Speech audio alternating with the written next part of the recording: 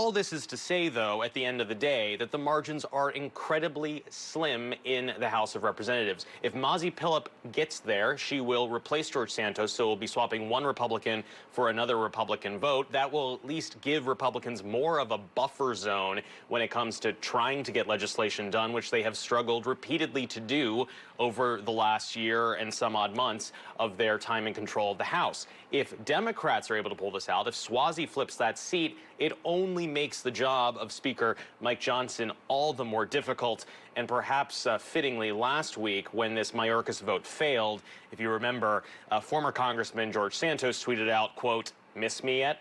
We saw this deadlock vote just a few days ago, and we see record low productivity, not a lot of bills getting passed of any kind. Yeah. It sounds like Republicans will need a much bigger cushion if they actually want to get things done. Yeah, because there is, as there has always been in the last about decade or so, a very hard conservative bloc within the House of Representatives, somewhat the Freedom Caucus, but also on the fringes of the House Freedom Caucus as well, that will object to things. And if that is larger than 5 or 6 votes, which, as we saw with, for example, the ouster of Kevin McCarthy, that is enough to derail the process, especially if Republicans have to go it alone. This is getting a little into the legislative weeds, but there's a process called the voting on the rule, which is essentially setting up a full vote on the House floor. Traditionally, it is the party in power that votes to confirm the rule, but we have seen some of those Republicans that are obstructing, whether it be to get their wants and needs on foreign policy, wants and needs on the budgetary process, their anger at former Speaker Kevin McCarthy. They will vote no, tank the rule, and grind all progress on legislation to a halt on the House floor. We have not seen Tom Suozzi say, "This is a Trumper, this is a MAGA Republican." It comes up once in a while, but he by no means has tried to tie her to that.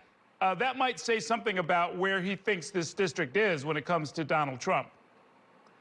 Right. There was an ad, if you remember, early on, provided by an outside group. I can't remember if it was the DCCC or a different organization that did try to paint Pilip as essentially a MAGA Republican, but that message did not replicate in different mediums, in part because perhaps there was a concern that by tying her to Trump, tying her to the MAGA end of the party, that could actually rev up that part of the base.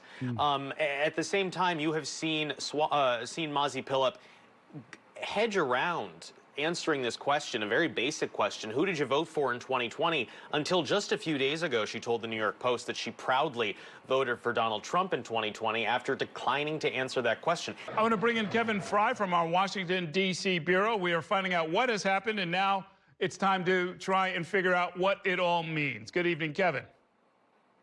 Yeah, good evening, Earl. I was just commenting on how remarkable it was that the House decided to take action tonight to actually vote to impeach Secretary Mayorkas, because with Suozzi as the winner of this race, he would put one more in the Democratic column, and presumably that would leave the House in basically a permanent tie on this issue for the next couple weeks, months, until the next special election to replace one of the other empty seats in Congress. So the math here is now become even tighter. There's all of these asterisks you have to apply to this race: the Santos situation, the snow. But at the end of the day, this does begin to raise questions, at least in some of these swing districts, as to how effective this immigration messaging will be, particularly when you consider that New York has really been one of the epicenters of the migrant crisis, if you will, beyond the border itself.